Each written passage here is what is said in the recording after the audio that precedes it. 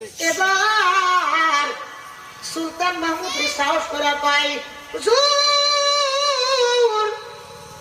ও হুজুর শুনেন শুনেন গো, কালকে আমরা 4 জন চুরি করি নাই, আমাদের সাথে আর একজন চোরা ছিল।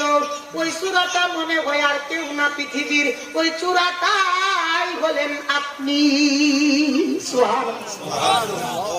সুলতান মাহমুদ চোখের পানি গুলা ছেড়ে ছেড়ে দিয়ে বলে, হক কালকে তোমাদের সাথে আর কেউ চুরি করে নাই, আমি তোমাদের সাথে চুরি করছি।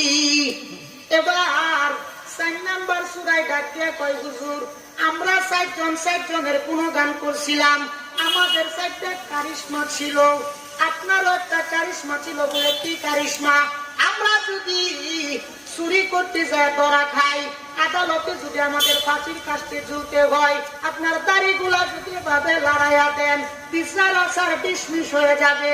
হুজুর গো, আজকে আপনি আপনার দাড়িগুলার এভাবে লড়াইয়া দেন, আমাদের বিচার আচারটাও ডিসমিস হইয়া যায়।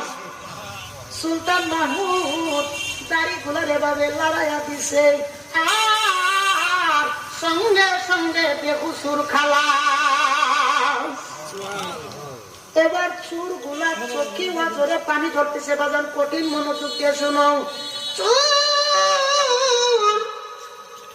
4 জন চোরা চোখ দিয়া নজরে পানি ধরতেছে আর বলে, আল্লাহ জিন্দিগিতে কত মানুষের সাথে চুরি করলাম, রে জিন্দিগিতে কত মানুষের সাথে চুরি করলাম, যার সাথে চুরি করি যদি কিল একটা ফটো ফিরত 2টা করে, কিন্তু একদিন 1টা ঘন্টা আল্লাহর ওলির সাথে চুরি করার কারণে, আল্লাহর ওলির সাথে থাকার কারণে যদি দুনিয়ার আদালতে মাপ পাওয়া যায়, আমার কথা হলো উলামায়ে কেরামের মজলিসে যদি 1 ঘন্টা সময় বসো গো, উলামায়ে কেরামের সাথে 1 ঘন্টা সময় লাগাও গো, আল্লাহর আদালতে কি মাপ পাওয়া যাবে না?